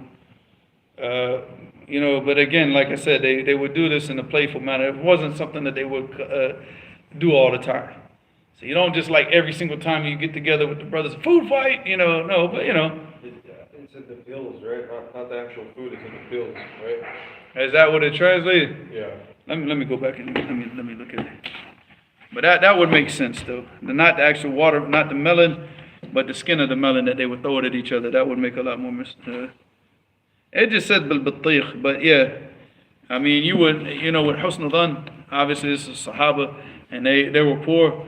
They definitely didn't waste food, so I'm pretty sure that they ate the melon and they threw. Yeah, you're joking around and you're like, man, this is good. Throw it at the brother and then he finishes it up and throws it at you. Yeah, as far as that, but nah, you're not taking like rice and throwing rice at people. No, that's no. You eat that food. That's not, kulu washrabu wa la tusrifu. Eat and drink, but don't waste. Don't become extravagant and wasteful. So.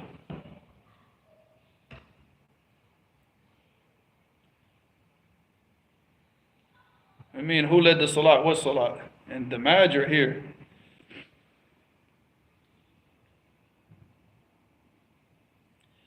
Muhammad Fatima said, Assalamu alaikum wa rahmatullah. Do you fast the 3 white days? I have not seen any narration specifically for those days. People fast them, but I would like to see the narration. If somebody knows the hadith, send it to me, please.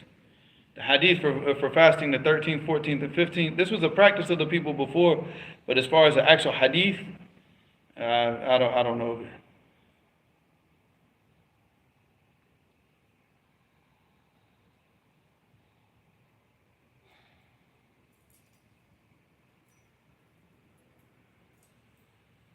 Is there udhr for jahl for istihlal? If the person has been given, like for example, you get certain people that are real ignorant in the religion, and they've been given some type of ta'wil, facet, right? Some type of interpretation that's messed up, and they trusted that person, so you fixed it. You still give that person an excuse for his ignorance, And then Allah subhanahu wa ta'ala said, وَمَا كُنَّا مُعَذِّبِينَ حَتَّى نَبْعَثَ رَسُولًا, that we weren't going to punish the people until we sent to them a messenger. So the punishment, you can't go up and just call a person, there's a difference between taking somebody out of Islam and the person actually doing one of those nawaqib. And that's like, basically on a case-by-case basis. You have people that, they have no excuse.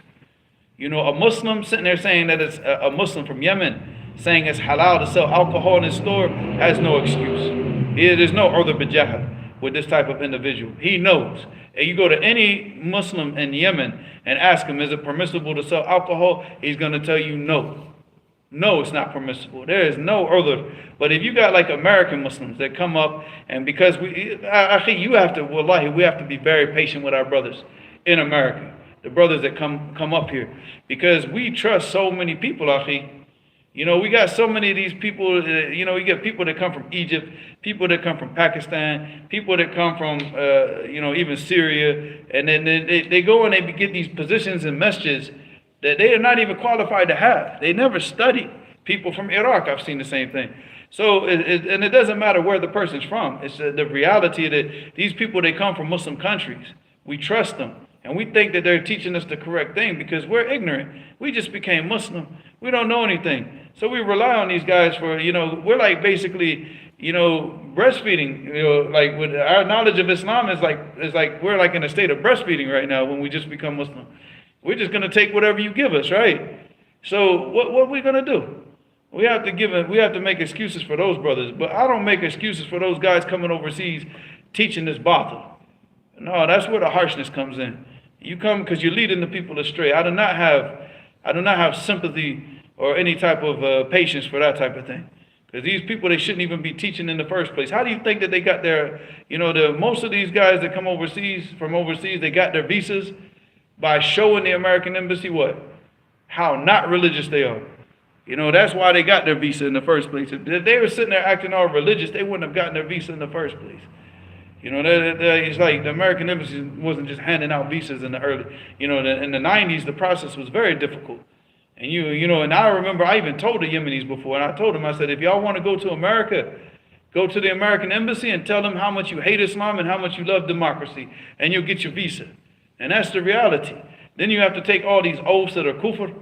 So, these are the people that are coming over here. They're not coming over here to spread Islam. They realize that they can make money off of Islam. And that's why they get involved in this.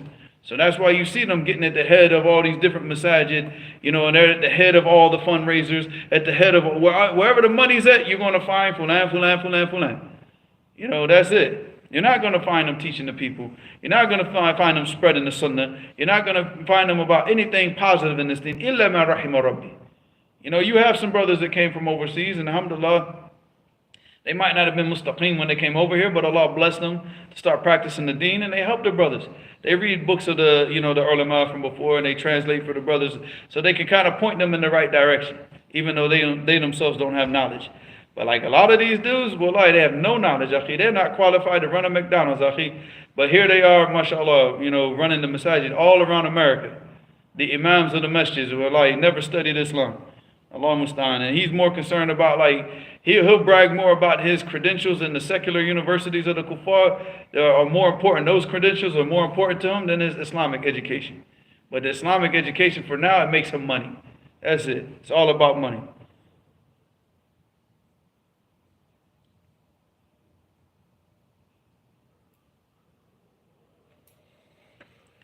You mentioned, I'm seeing what Hamza's talking about, the chat just jumping.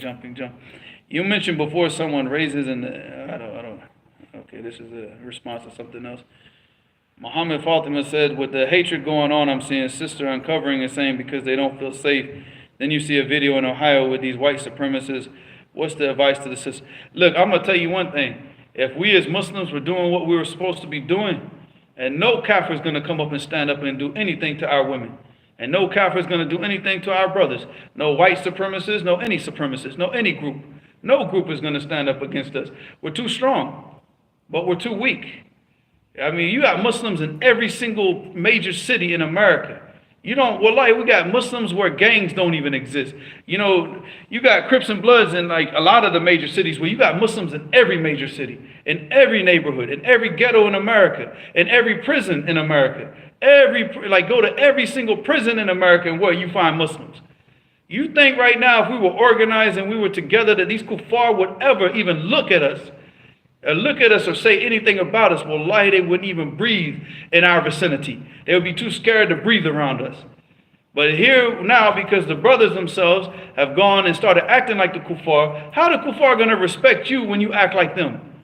They're going to respect us when we start acting like us, and we start doing things for us, and we start not caring about what they say about us, and start uniting on the Quran and the Sunnah. That's when these kuffar are going to start taking notice of us. But you think when you running around in your baggy jeans or your tight jeans, listening to rap music and smoking a blunt, you think these kuffar are afraid of you? They could care less about you, akhi. You're exactly what they want. You are Shaitan's dream come true, claiming that you're Muslim, doing all this type of stuff and promoting this type of fisk and this type of disobedient behavior amongst the Muslims. Look at our situation, akhi, wallahi. Every single major city, you got masajid, you got Muslims in the prisons. Ya akhi, if we were so united, no kafir would find a safe place from us. If they did anything to a Muslim in any city that they went to, in any prison that they went to, they would get what they had coming to them for messing around with the Muslims. But we don't have that organization. We don't have that unity because everybody wants to follow what they want to follow. Nobody wants to follow the Quran and the Sunnah. Nobody and everybody wants to be the leader, and nobody wants to, and most of the leaders are not even, like I said, they're not even qualified to run a McDonald's, akhi. Wallahi, the majority, all of these dudes that you see running these masajid in America, if you put a McDonald's in their hand, wallahi, the McDonald's would go bankrupt within 6 months probably. What about our masajid? Wallahi, we're bankrupt. All the masajid are bankrupt, but not bankrupt with money. They're not bankrupt with money. Why? Because they're making sure they get the money from the people. But we're bankrupt with knowledge. We're bankrupt with iman. We're bankrupt with all the things that we need to be strong as a community. You know, because why? We're putting our focus on the dunya. We're putting our focus on the people's opinions and I want to do this and we're trying to do this for that person. No, we're doing this for the Quran and the Sunnah. And once we wake up and we start doing that, wallahi, every single kafir in America will be fearful of us. They'll be scared of us. But we don't want the people fearful of us, but, you know, they're going to respect us to the point where they're not going to sit here and joke around with us and disrespect our women and disrespect our brothers. Allah musta'an. I mean, the fact that our women can't even feel safe standing outside when we got all 10 million. Wallahi, no gang is bigger. You know, all these kuffar, they're afraid of these gangs. These gangs are way smaller than the Muslims in America. And the gangs, like I said, they don't even have these gangs in every single city in America. But we have Muslims. So why are we disrespected like this? And why do our women have to be fearful to practice the deen? The brothers are shaving their beards and dressing in pants and shirt and changing their names to like different names to act like they're not Muslim. Why? Why do we have to do that? Wallahi, subhanAllah, wallahi, it's sad. You know, and then the women now, I mean, the women are the only representation of Islam mostly in this. Wallahi, you see the woman, she goes out in a hijab. You see her, a woman in Walmart, she's in full hijab. And her husband looks like he just came off of a TV show, akhi. He's hiding his Islam. You know, he doesn't even go out with it. Doesn't even say his Muslim name when he goes out. But he wants his woman to dress like that. And put his woman, but you don't want to protect her. You don't want to say, nah, man, you protect her by doing that, by uniting. Quran and the Sunnah, that's what we're about. Well, let these kuffar, like, let us do this and see what happens to them when they start disrespecting our women. They start disrespecting our religion. And I'm telling you, there will be no place to be safe. Beat downs in prison, beat downs in the street, beat downs wherever you go. Allah musta'an. Wallahi, we're weak, man. We're like the little junk and the foam on the, you know, the little stuff, the garbage that gets washed up on the sail, you know, on the whatchamacallit, on the floodwaters.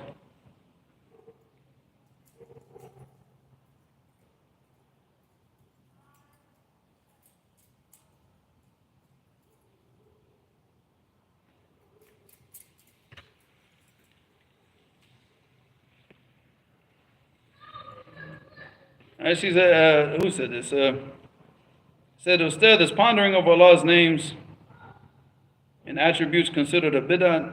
You don't ponder. You go pondering on why Allah subhanahu wa ta'ala, for example, Allah subhanahu wa ta'ala uses certain names to end an ayah, right? And you go back and you read the tafsir and you look at what the ulama from before said about why, you know. See, this is the whole thing about the pondering of the Quran. You got to ponder it with its understanding. You ponder the names with their understanding. First, you need to understand the way that the Salaf understood it. Understand it with the correct qawa'id of knowing the Asma'i wa Sifat first. You know, so studying that and understanding it.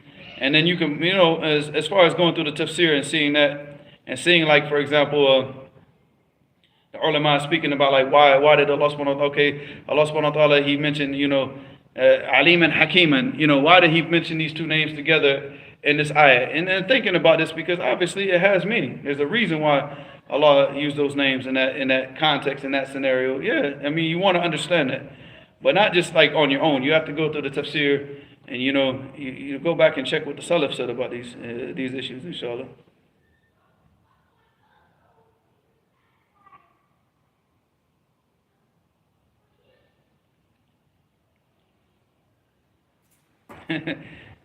He said, here in Texas, me and my friends have plenty of firepower, but situational awareness is priority for us. Yeah, every Muslim, especially the Muslim women, should have something to defend themselves. Period. At the very least, a woman should always have like pepper spray. At the very least, you know. Huh? What is that? Oh, the karambit, yeah. I mean, but she's got to be taught how to use it. Like, any woman could just pull out pepper spray and just let loose, right? But weapons like, you know, like the karambit, you know, the Indonesian knife, guns, they require training. You know, that the woman has to be trained. So if you're going to give the woman those things, then you need to make sure that you train her too. Not just, here, take this knife, and somebody, you know, some dude comes up and she pulls that knife out, he snatches the knife away from her, and Yeah, exactly. Your wife's on the 10 o'clock news, akhi. So it's like you don't want that to happen, man. So you need to make sure that you train her. But like pepper spray is just something you can just I mean, still you got to train her, take her outside and with a little, like one of those little mannequin type things, and get her accustomed, because she got to understand, like, if the wind's blowing, where the wind's blowing, and put some goggles on her and let her spray it into the, so she can see like the effects of it and how it's gonna react. So you still got to train her even with the pepper spray, or else she's gonna end up messing herself up, and then she's on the news that night. All right.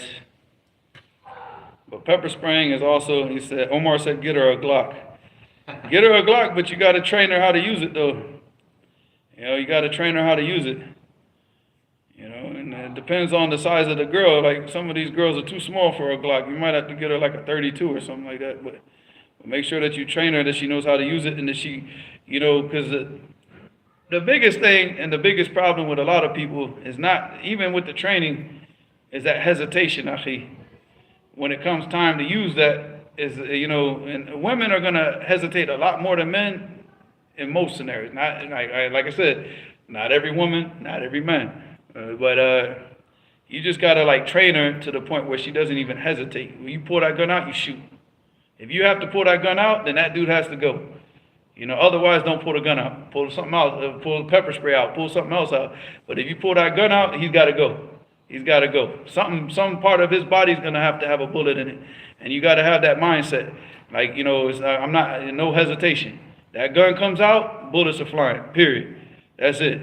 And you're not going to sit there and like, oh, I can't believe this has happened. No, you can have that discussion with yourself later on. Later on, after the police come and take the body, then you can say, I can't believe I did that. I can't believe this happened. I have that discussion with yourself when you're in the safety of your own home having dinner with your family. But you got to teach the woman not to hesitate. Even with the pepper spray, don't hesitate. You pull that stuff out. If you felt the danger was bad enough for you to pull that thing out, use it. Use it. You don't ever pull that gun out. You pull that gun out, the bullet's going through somebody. That's it. And like I said, anybody that is illegal, if it's legal for that person to own a gun, you should own it. A woman should own it, but you should be trained and trained in how to use it properly. And for our brothers that are convicted felons, find some other way to protect yourself. Get a bow and arrow, get a slingshot, get something else. Not a slingshot. Slingshots are good, akhi, if you know how to use them right. With those metal balls. Yeah, akhi, you take out, man, that kills beavers, akhi. Really? Yeah. Yeah, they hunt beavers with them. You're in California, man. I ain't really seen a beaver. Yeah, okay. But I didn't mean to say slingshot anyways. I meant to say, what's the crossbow? Oh, yeah. Yeah, that's what I meant to say, a crossbow, not a slingshot. But slingshots are, if you're proficient with a slingshot, you could take something out. Because you got the clay ones that you kill the birds with, but then you got the metal. But the slingshot, really? It'll kill birds? No, it's got metal ball, like a metal ball this big, akhi. You go and I'm telling you will knock out a human being with that. If that thing hits him in the head, he's out. He might die. Depends on where you hit him with it. If you know how to shoot that thing properly. Like put it in like. Why do you think slingshots are illegal in California? Really? You can't. I tried to order one on Amazon and wouldn't even send it to me. Yeah. No, they sell them. They sell them in Walmart. You can buy the same slingshot in Walmart, but you can't order it on Amazon to have it delivered here. It can't come from outside to here. Same thing with nunchucks, man. You can't use nunchucks as a protection in California. You can have them for martial arts demonstrations, but you can't use them for protection. So if you do use nunchucks for protection in your house, and the police show up, say I beat them with the broom handle. Don't say I hit them with the nunchucks. And then what you got to do before the police get up there is you got to go outside and start hitting the tree with the broom handle. So the broom handle looks like it actually took some damage, because they're police. What about those sticks? Huh? Those sticks. Or say you hit them with these. Yeah. Because these things are solid, I think. These things right here. Solid oak. Yeah. Because these are skirma sticks. So they normally make them out of bamboo. But this, you see that? That's solid. That right there is going to Break your bones. Yeah, that's why I want it, because I wanted something for my son. It's gonna break bones and not break itself. Yeah. If it does break, something's breaking with it. Yeah, I can't even. Yeah. What happened to the live chat? It cut off? Oh, I must have hit pause or something.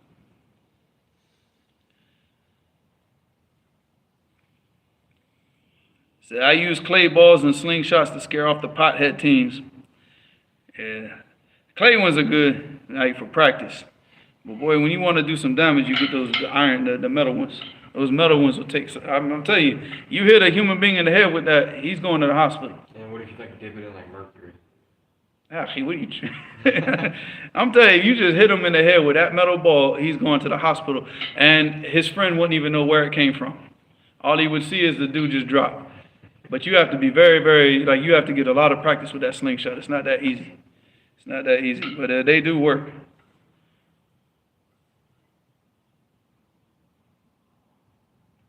Now, we ain't going to hit no students for not memorizing the Hadith. Just kick them out. The question says, is it haram for one to breathe on food, or is the prohibition only for drink? No, prohibition is for drink. La yatanafas fil ina, like don't breathe inside of a vessel. Inside of a vessel. So, I don't know of anything about the food. Aziz said bear spray is pretty good. I heard about it, but I haven't seen it. But the thing about it is people also need to know that it's illegal. So I'm gonna, because I always have to research this stuff so we don't get into trouble. But it's illegal if you're a convicted felon. You're not allowed to own pepper spray either. So it's not legal for a convicted felon to have pepper spray. So, huh? Yeah, knives. You know, but you got to check the laws because it differs. But this is all in every 50 states. All 50 states of America. If you're a convicted felon, you cannot use pepper spray. And you cannot use pepper spray just because you got angry and pepper spray. It has to be in a self-defense scenario. Because pepper spray, if you just pepper spray somebody, it's chemical warfare. You understand? So you can only use it in a clear self-defense scenario. I consider pepper spraying somebody like pulling out your gun and shooting them. Like, you better make sure when the police come that it's a what? It's a clear, or else you're going to go to jail. You can't just say, oh, you know, he said something wrong to me and I pepper sprayed him because, no, it has to be a clear threat on your life to use pepper spray. So it's not, you know, just make sure that you follow the laws. Because the last thing we want, you know, again, Muslims, we don't break the law, you know. We're not criminals, you know. And obviously the laws aren't really in our favor most of the time, but we don't want brothers going to jail, you know, for defending themselves. So make sure that whatever you do is within the confines of the law. You know, if it's illegal for you to own a gun, own one. Get a permit. You go out and train. Do what you got to do. Learn how to shoot that gun. Learn how to pull that gun out and not hesitate when you shoot. How do you carry a gun with a thobe? Get a Pakistani thobe. Oh, where it cuts off shorter. Yeah, that's why I wear the Pakistani thobes. I never wore these overseas, but that way I can get to my knife quick. Yeah. You know, if something ever happens and I got my knife, I got the small knife here, I got the 12-inch knife in the car. So, you know what to do. And the kids got pepper spray. I don't have it. I don't have possession of pepper spray. They got it.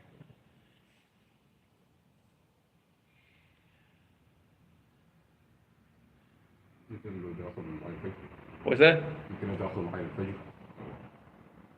You're going to take the pepper spray with you to Fajr?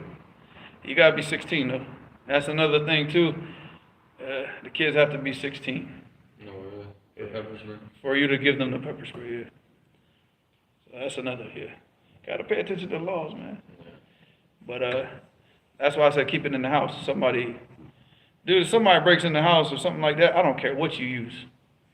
I don't care what you use, legal or not legal. If that person's in the house, you know, because even if it's not legal for you to own a gun and you have a gun illegally, you know, you can still use it in the act of self-defense, like clear self-defense. Because that happened to this dude. I used to call my cousin. He's not my cousin, but because he was going to marry my cousin, so I used to call him my cousin. But he threw a bat at somebody's car, and the guy shot him twice in the head and killed him. And the guy was 19 years old. that killed him. It wasn't legal for him to own a pistol. So they gave him 10 years probation. He didn't go to jail for that murder. Just for the firearm charge. Yeah. So so even if you're in a clear self-defense situation, you still defend yourself with whatever you have. Like they say, even with the laws in driving, if somebody hits you and it's their fault. Let's say that you don't have insurance, but they hit you, but it's their fault. They still get held accountable, even though you don't have insurance. So it's kind of weird the way that the laws are here. Yeah, if you're 18, you can get a shotgun. Yeah, that's what you're waiting for, huh? Mossberg pump, huh? My dad's got this shotgun, it's semi-automatic. It's fast as you pull the trigger. Yeah, that's what you need, man. You get a Mossberg, that'll clear out a house really fast, boy. Clear out a crap, boy. Knock the crackheads all the way back down the street, boy. Aziz says, Ustad, is it haram to wear tight Nike Sports while running outside? Akhi, stop wearing tight clothes, period. You should wear baggy clothes even when you're working out. You're not trying to show your body off.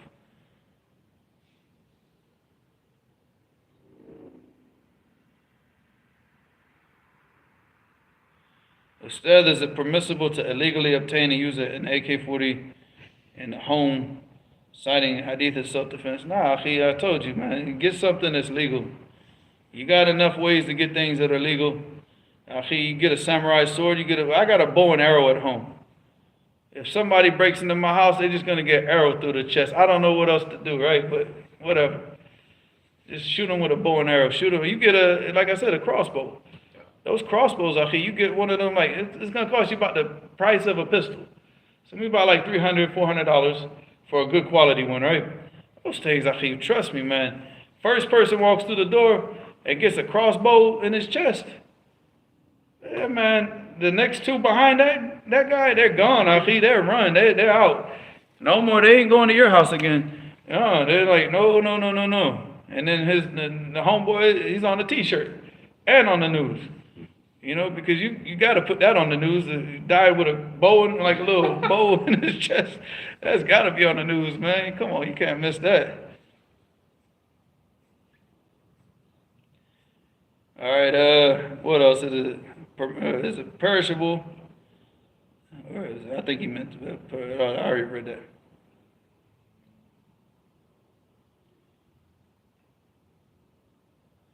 He said, what about Rimaya? Can we do qiyas with that with guns? Yes.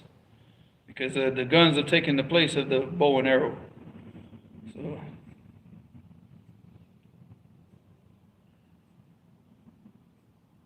but people should still practice the bow and arrow.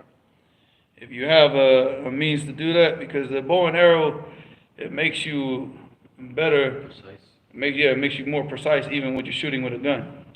So this is good because the bow and arrow, it teaches you to factor in the wind. Like all that stuff that they'll teach you if you wanted to become a sniper, you have to know all that stuff to shoot a bow and arrow.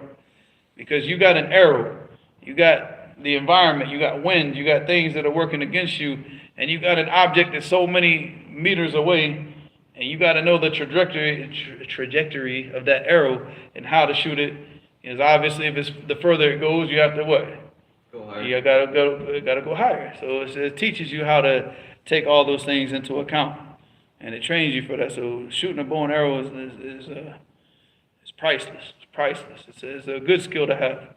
Imam al-Bukhari it's something that he used to go out and practice on a regular basis, going out and shooting the bow and arrow, and I guess it assisted him in becoming precise in the knowledge of Hadith. So.